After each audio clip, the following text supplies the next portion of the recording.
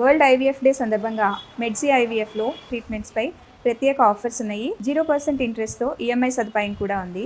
మెడ్సీ ఐవీఎఫ్కి నమ్మకంతో రండి, చిరునవ్వుతో వెళ్ళండి. బడ్జెట్లో రైతులను కాంగ్రెస్ ప్రభుత్వం మోసం చేసిందన్నారు కేసీఆర్. అయితే రైతులకు 2 లక్షల రుణమాఫీ, రైతు భరోసా సహా పలు కార్యక్రమాలు చేపట్టామని, అవన్నీ రైతులను మోసం చేయడమా అని ప్రశ్నించారు మంత్రి పొన్నం ప్రభాకర్. ఏ ఒక్క వర్గానికి కూడా ఒక స్పష్టమైన హామీ లేదు. రాష్ట్ర రైతులను పొగుడుతున్నట్టుగానే పొగుడుతూ వెన్నుపోటు పొడిచింది ప్రభుత్వం. ఖచ్చితంగా స్పష్టంగా వాళ్ళ వైఖరి చెప్పినారు. గతంలో ఇచ్చిన మాదిరిగా కాకుండా రైతు బంధులో, రైతు భరోసా పేట పథకంలో అనేక ఆంక్షలు పెట్టబోతున్నట్టుగా ప్రత్యక్షంగా చెప్పి రైతులకు ఆల్రెడీ మోసం చేశారు. బడ్జెట్లో వాళ్ళ నైజాం కూడా స్పష్టంగా బయటపడింది. ₹1,00,000 రుణమాఫీని 5 సంవత్సరాల్లో 5-6 కిస్తుల్లో చెల్లించిన అనేటువంటి శత్రువా? మేము ₹2,00,000 రుణమాఫీ ఆగస్టు లోపల చేస్తామని ₹1,00,000 లోపల ఉన్నటువంటి 11 లక్షల చిల్లర మంది రైతులకు ఒకే దఫా వేసిన వల్ల శత్రువులమా? రైతులకు తెలుస్తుంది. నెంబర్ 1. నెంబర్ 2, రైతులకు సంబంధించిన నిజమైన ఎవరికైతే భరోసా బంధు ఎవరికైతే కావాలో వాళ్ళకే ఇవ్వాలా, ఎవరికి పడితే ఇవ్వాలా అనే ఒక ప్రజాభిప్రాయం కొనసాగిస్తున్నాం. దాని మీద ఏమి ఇబ్బంది కలుగుతుంది? తప్పకుండా రైతులను ఆదుకోవడానికి మేము అన్ని రకాల కార్యక్రమం చేస్తాం. రెండవది, మీరు రైతు చనిపోతే రైతు బీమా ఇచ్చినారు.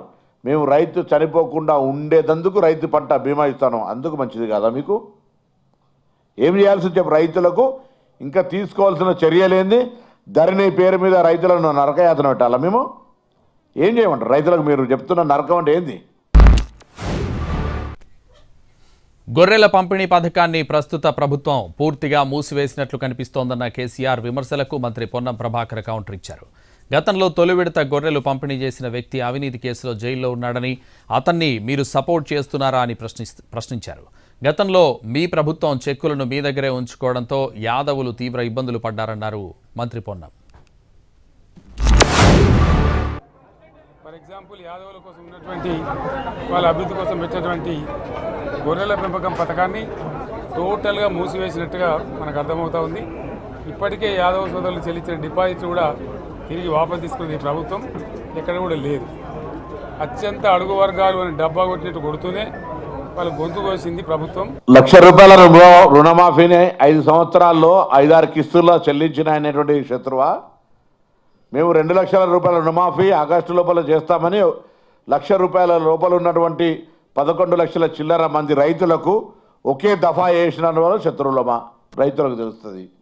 నెంబర్ 1.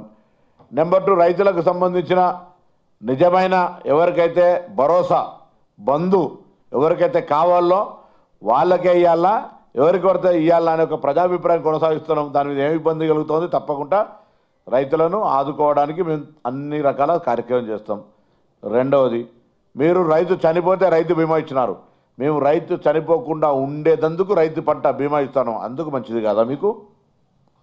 ఏం చేయాల్సి చెప్పి రైతులకు ఇంకా తీసుకోవాల్సిన చర్యలేంది? ధరణి పేరు మీద రైతులను నరకయాతన పెట్టాలా? మేము ఏం చేయమంటారు రైతులకు? మీరు చెప్తున్న